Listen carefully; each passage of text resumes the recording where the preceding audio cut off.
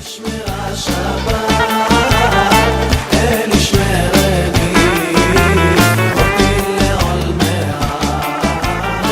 à faire Shabbat. Ou bien, on va apprendre à mieux faire Shabbat.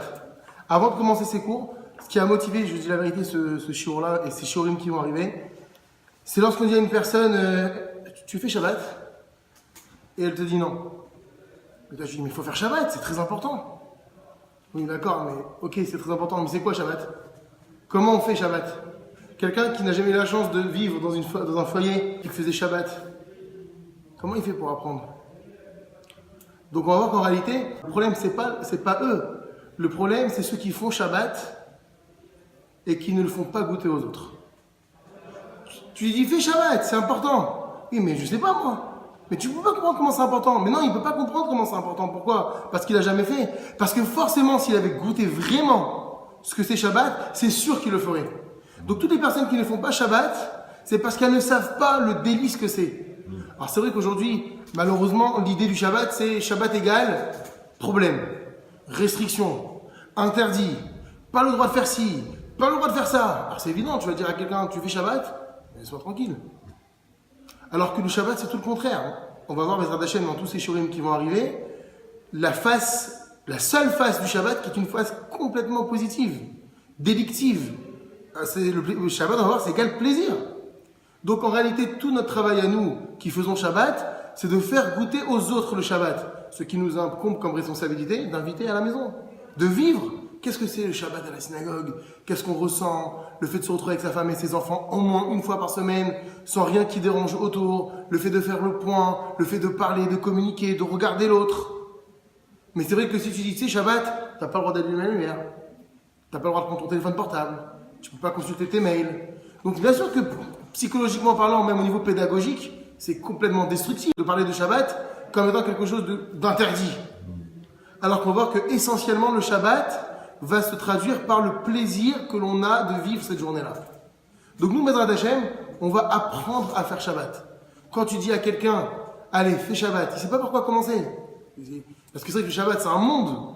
Et même celui qui fait bien Shabbat ne peut jamais le faire assez bien, tellement c'est immense le Shabbat. Donc l'idée de ces cours, c'est d'apprendre à faire Shabbat. Par quoi on commence? Qu'est-ce qu'il faut que je sache? Qu'est-ce que je dois connaître? Effectivement, on va parler beaucoup de halakha. Qu'est-ce qu'il faut faire et qu'est-ce qu'on ne peut pas faire. Mais encore une fois, le Shabbat, il se traduit par ce qu'on va appeler le oneg.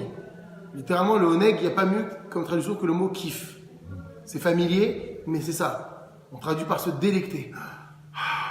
Prendre du plaisir dans ce qu'on fait, dans ce que l'on vit, dans notre repas. C'est ça l'idée, toute l'idée qu'on va avoir de tous ces kidouches qu'on va partager, de toute cette convivialité qu'il y a à la synagogue. Encore une fois, du rapport que l'on peut entretenir avec les proches, avec ses proches dans sa maison. C'est tout ça, Shabbat. Alors, le Shabbat, c'est la carte d'identité du juif. Un juif ne peut s'épanouir qu'à travers le Shabbat. On verra que le Shabbat, il est la source de toutes les brachot, de son shalom bayit, de sa paix dans sa maison, de sa parnassa, dans son travail, dans sa subsistance. Tout va dépendre de la manière dont je réalise le Shabbat. Et tout mon bonheur, toute la joie que je peux ressentir dans la semaine ne dépend que du Shabbat que j'ai fait, que j'ai réalisé juste avant. Donc, on va apprendre à faire Shabbat ou à mieux faire Shabbat. Alors on y va pour ce cours d'introduction. Shabbat Kodesh I'aot Agadol Ve'aberit Shenatan Lanu Akadosh Baruch Hu Lada'at Ki Besheshet Yamim Asa Hashem Et Hashemayim Ve'et Haaretz Ve'chol Asher Bahem Ve'Shavat Bayom HaShiv'i Ve'Yesod HaEmuna. Le Shabbat Kodesh, ce jour saint, I'aot Agadol Ve'aberit. C'est un grand signe. Et c'est une alliance. Shenatan lanu akadosh baruch hu lada'at, qu'Akadosh baruch hu nous a donné afin que l'on sache qui besheshet yamim, qu'en 6 jours, asa Hashem et Hashamim et Haaretz, Dieu a créé le ciel et la terre, vechol asher bahem et tout ce qui les compose. Veshavat bayom hashivri, et il a, alors les gens traduisent par il s'est reposé le 7e jour, c'est ça le mot Shabbat. Mais en réalité, Shabbat, ça veut dire cesser. Il a créé la notion de cessation. Voilà. Que pendant 6 jours, on est en activité physique et spirituelle, mais le 7e jour, on est uniquement en activité spirituelle. C'est ça, Shabbat. Faire Shabbat, c'est savoir stopper la semaine pour se ressourcer, pour faire le bilan, pour se reconnecter à Hachem. Je vous ai dit pour se reconnecter à ses proches. Et donc, c'est ce qu'Hachem a fait. Il a créé le monde en 6 jours, et le 7e jour, il a créé la notion de cessation. Vehu Yesod Haemuna, on va traduire par, c'est le fondement de la Haemuna. La Haemuna, c'est la conviction qu'Hachem est présent dans le monde et qu'il agit en ma faveur. Constamment. Donc, le Shabbat, c'est la base, c'est le socle de tout. Et particulièrement donc de cette relation que je vais entretenir avec Dieu dans ma vie. Ve'amru Rabotenu Zichronam Livracha, et nos maîtres ont dit de mémoire bénie dans le traité de Yerushalmi, Masechet Nedarim, Shekula Shabbat Kichol HaMitzvot. L'importance du Shabbat est égale à toutes les mitzvot de la Torah. Vechol Ameshamer et Shabbat Kilchata, et quiconque garde le Shabbat comme il faut, comme la halakha l'entend, Keilu Mekayem que la Torah Kula, c'est comme s'il avait réalisé toute la Torah entière. Vechol Amechalel et Shabbat, à l'opposé, quiconque profane le Shabbat. Mechalel, ça veut dire littéralement, halal, ça veut dire vide. Quelque chose de halal, quelque chose de profane, c'est quelque chose qui est vide de sens. Ici, quelqu'un qui est Mechalel Shabbat, c'est quelqu'un qui vide le Shabbat de sa Kedusha. Mourav, il disait, je me rappelle, c'est Tzadik du Rabbi Rahim Khadjaj, il disait, c'est quoi de Mechalel ta Shabbat? Il faut imaginer le Shabbat comme quelque chose de pur, de parfait, et toi, tu prends un poignard le jour du Shabbat, et tu le transperces. Et tu vois cette Kedusha, cette sainteté qui se vide. C'est ça de Mechalel Shabbat. Vechol Mechalel Shabbat, quiconque vide le Shabbat de sa sainteté, donc en d'autres termes, on va traduire par quiconque profane le Shabbat, Kiilu Kafar Bechol HaTorah Kula, c'est comme s'il reniait toute la Torah dans sa totalité. Vechen ou Omer bin Nehemia, ainsi il est dit dans le prophète Nehemia, Ve'ala Sinai Yaratta. Sur le mont Sinaï, tu es descendu. On parle d'Hachem, évidemment. Vatiten lahem mishpatim yesharim. Tu leur as donné des préceptes droits. Ve'et shabbat kodshecha odarta lahem. Et ton saint Shabbat, tu leur as fait connaître. On voit ici que dans le même verset, on a juxtaposé les préceptes d'Akadosh Baruch Hu, c'est-à-dire les mitzvot, au Shabbat. On voit que le Shabbat vaut toutes les mitzvot. Donc c'est dire la valeur de faire Shabbat, allez, une journée, c'est comme si tu avais réalisé toute la Torah dans sa globalité. Et pourtant tu l'as pas fait, tu as juste pris plaisir à vivre une journée. Va'anavi meshabeach ve'omer, et le prophète Ishaïa fait l'éloge, on va voir, de celui qui respecte le Shabbat. Ashrei enosh ya'asezot. Heureux l'homme qui le fait, qui l'accomplit. Ou ben adam yachazik ba, et l'être humain qui y tient fortement à ce Shabbat. Shober Shabbat mechalelo. Heureux celui qui préserve le Shabbat, mechalelo, pour ne pas le profaner. Vechol hashomer et Shabbat kilchata. Et quiconque garde le Shabbat comme il faut. Ou ma'anega kefi kocho. Et s'en délecte de tous ses moyens. Gamken meforash al pi anavis raro ba'olamazé. Ainsi le prophète a explicitement dit et parlé du salaire qui est octroyé à cette personne-là. Chutz min hasachar harav hatzafun lo la'olam haba, sans compter le salaire immense que Dieu lui octroiera dans le monde futur. Chez Neymar, donc que dit le prophète effectivement? Im tashiv mi shabbat raglecha asot chafatzecha b'yom kodshi. C'est ce fameux paragraphe que nous entendons le Shabbat midi. Im tashiv mi shabbat raglecha asot. Si tu cesses, tashiv, on a dit c'est un mot Shabbat. Si tu cesses mi shabbat raglecha asot chafatzecha b'yom kodshi, de fouler du pied le Shabbat, ça veut dire quoi, je cesse de fouler du pied? Quand on foule du pied, c'est-à-dire que je m'en débarrasse, je donne un coup de pied, ça ne m'intéresse pas. Si tu cesses de fouler des pieds le Shabbat, à savoir comment est-ce qu'on foule du pied le Shabbat, Asot Ravatzecha B'yom Kodshi, en vaquant à tes affaires, en ce jour qui m'est consacré, mais Vekarata la Shabbat Oneg, mais qu'en ce jour, tu appelles le Shabbat Oneg, un délice, Likdosh Hashem Mechubad, et que tu considères donc cette journée comme quelque chose de kavod pour Akadosh Baruch Hu, vechibato me'asat derachicha. Et si tu le tiens en honneur ce Shabbat dans toutes tes voies, mimetzo cheftecha vedaber davar, en t'abstenant de suivre tes propres voies, vedaber davar, et que tu en fais le sujet de tes discussions, az titanag al Hashem virkavticha al bamote haaretz ve'achalticha nachalat Yaakov avicha kipi Hashem diver. Alors, dans ce cas-là, tu te délecteras en Hashem, et je te ferai dominer sur les hauteurs de la terre, et jouir de l'héritage de ton père Yaakov, car la bouche de l'Éternel a parlé. Donc, en d'autres termes, pour résumer ce que vient de dire le prophète ici, il y a cette importance, c'est-à-dire quoi faire Shabbat? C'est distinguer le Shabbat des autres jours de la semaine. Tout ce que les autres jours de la semaine tu fais, qui sont profanes, discussions futiles, vaquer à tes occupations professionnelles ou même non professionnelles, mais qui ne sont pas dans l'ordre du Shabbat, ça s'appelle profaner Shabbat. On te dit le simple fait de vivre cette journée comme tous les autres jours, de façon ordinaire, c'est manquer de kavod envers le Shabbat. Si tu es dans cet ordre d'idée-là, à savoir, tu sais distinguer le Shabbat des autres jours, alors Hachem promet, tu connaîtras le délice. Tu connaîtras la bracha. Quand vous dites à une personne, il faut que tu fasses Shabbat, la première excuse légitime qu'il va te donner, et c'est vrai, a priori, humainement parlant, est mon travail. Le Shabbat, le samedi, c'est ma plus grosse journée. C'est là que je fais mes meilleures ventes. C'est là où je signe mes meilleurs contrats. C'est la journée des visites. C'est la journée de ci, c'est la journée de ça. Ou bien, c'est la journée où je me retrouve avec ma femme et mes enfants, on sort. Hachem, il te promet que si tu respectes le Shabbat, tu te délecteras. Le délice. C'est-à-dire, tu connaîtras le délice, tu auras le plaisir. Tu auras de quoi te faire plaisir.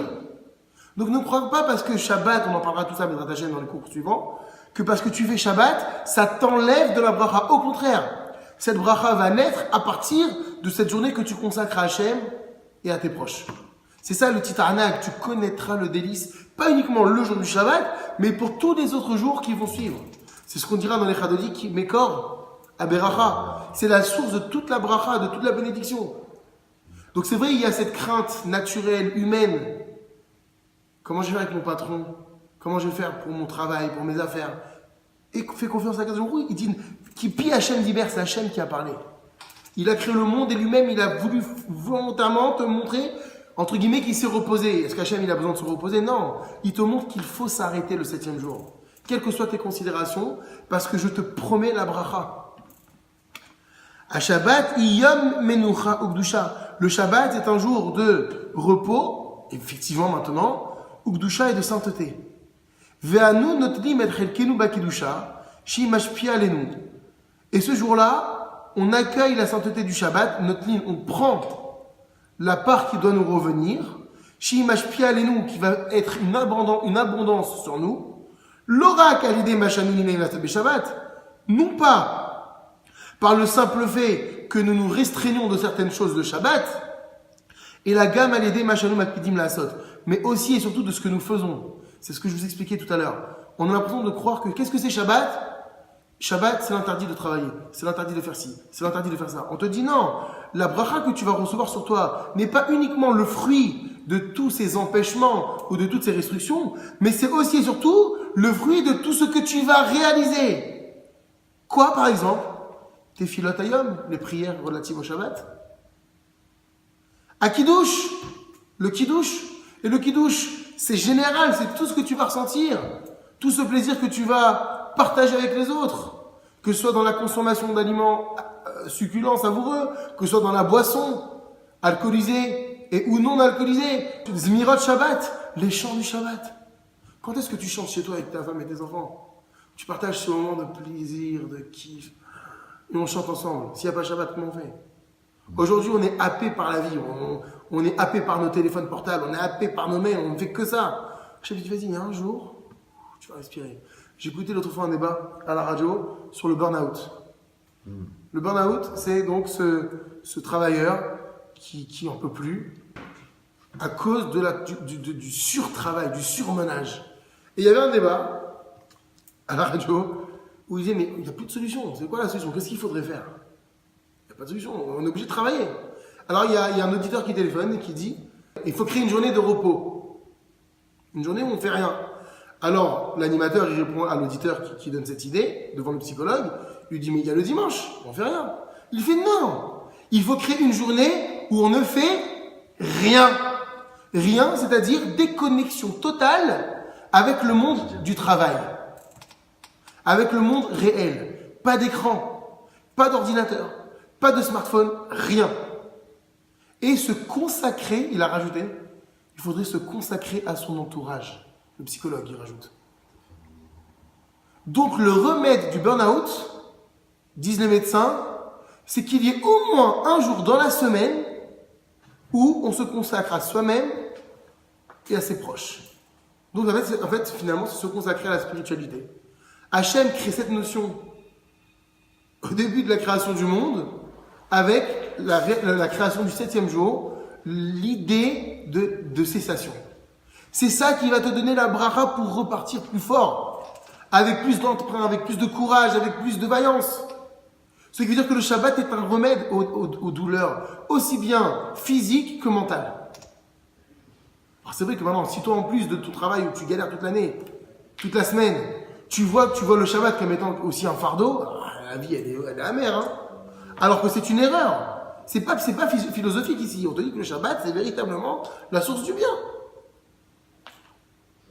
Donc on te dit, c'est quoi le Shabbat? Comment est-ce que tu fais venir cette bracha sur toi? Mis à part le fait de se restreindre dans certaines actions, et on en parlera plus tard, c'est aussi dans le fait de prendre plaisir aux prières, au kiddush, au chant du Shabbat. Shalosh Seudot Vonek Shabbat, aux 3 repas. Et celui de vendredi soir, et celui de samedi midi, et celui de la Souda Shlishit, après Mincha. Kriya be Parashat HaShavua, la lecture de la paracha de la semaine, savoir de quoi ça parle, recréer le lien avec notre histoire, c'est ça la lecture de la paracha. Velimut Torah, étudier la Torah, la sieste. Voilà, c'est ça cette journée, il y a 25 heures où véritablement tu renais pour une nouvelle semaine. À Shabbat, imekor aberacha. Le Shabbat, c'est la source de la bracha. Umimena shuavim anu kedusha, et c'est de cette bracha que nous puisons cette sainteté, veromemut roar, on va dire cette méditation. Romemut, c'est l'élévation roar de l'esprit. Les chol hashavua pour toute la semaine qui arrive. Donc c'est une sérénité sûre. Quels que soient les soucis, quels que soient les problèmes, tu pars avec des forces que d'autres n'ont pas. Mais comme on a dit tout à l'heure, Yesod Haemuna, c'est la base de la Haemuna. Si je suis convaincu qu'Hachem il est là, il ne peut pas me laisser. Il me protège. Et c'est sûr que les problèmes qui sont mes problèmes ne seront plus des problèmes demain. Mais ta vie elle est différente. Attends. Ton regard sur les choses, il est complètement différent. Tout va changer chez toi. Ta relation avec ta femme, ta relation avec tes enfants, tu as le sourire. Qui sourit authentiquement aujourd'hui? Personne. Aujourd'hui, on sourit quand il y a une simcha. Je suis invité à une bar mitzvah, une brit mila, un mariage. Mais est-ce qu'on est capable de sourire sans ces raisons? La Torah dit le Shabbat, ça t'apporte le sourire gratuit, normal, t'es heureux. Mon Rav, il disait, quand tu rentres chez toi vendredi, tes problèmes, tu les mets dans un sac. Ça. Tous tes soucis dans un sac. Exactement. Alors, c'est dur à faire. C'est pas évident. Alors, comment on fait pour le faire? Je vais vous l'expliquer. C'est ce que mon maître disait, Rabbi Rachamim. Tu prends tes soucis, tu les mets dans un sac et tu les laisses sur le seuil de la porte. Et tu leur dis, je vous retrouve après Shabbat. Ouais, mais quand j'ai des soucis, j'ai des soucis. Ouais. Le Rav disait, tu veux savoir si tu peux vivre avec tes soucis et tu veux rendre tes soucis faciles et agréables, pose-toi la question suivante. Est-ce que tu es prêt à échanger ton sac de soucis avec le sac de soucis de ton voisin? On fait un échange. Je prends les tiens et tu prends les miens. Aucun homme sensé est capable de le faire. Ça veut dire qu'à tes yeux, tu t'aperçois que tes problèmes, finalement, je préfère les garder, je vais les gérer, je vais les surmonter. Mais les dehors. Pourquoi tu les récupères après Shabbat? Parce que quand Shabbat va passer, tu vas ressentir une force que tu n'avais pas avant Shabbat. Et donc, une puissance pour pouvoir appréhender la semaine qui arrive avec ces mêmes soucis. Et finalement, tu dis, bon, Bezrat Hachem. Hachem, il est là. Mais ce Hachem, il est là, on ne peut s'en investir que dans la mesure où on fait Shabbat. C'est ce qu'on a dit tout à l'heure. Le fondement de la Emouna, que les gens traduisent par le mot la foi. Le fondement de la foi. La foi, ça veut rien dire. Bon, on va traduire la foi parce que les gens le comprennent. Le fondement de la foi, c'est le Shabbat. Quelqu'un qui n'a pas commencé à faire Shabbat, c'est ça. Il ne peut pas comprendre ce que c'est Hachem. On ne peut connaître Akadosh Baruch Hu que dans la mesure où on a décidé de respecter ce rendez-vous qu'il nous accorde une fois par semaine avec lui. C'est une chance, pas possible. Je me dis, j'ai envie de te voir une fois par semaine. Pense à moi une fois. Sur 7 jours, c'est faisable en réalité. Et surtout que c'est bénéfique pour moi. C'est pas je suis obligé, allez, vas-y, le jour des visites. Non, c'est quelque chose qui va t'apporter un plaisir, un bonheur, une construction dans ton foyer fabuleuse. Donc c'est ce qu'on dit, Ashrenou chez Achinou Nekar. Quel mérite, quelle chance d'être juif et de pouvoir avoir cette journée extraordinaire. אסור מצוחפת לעשות דרכים גם מלדבר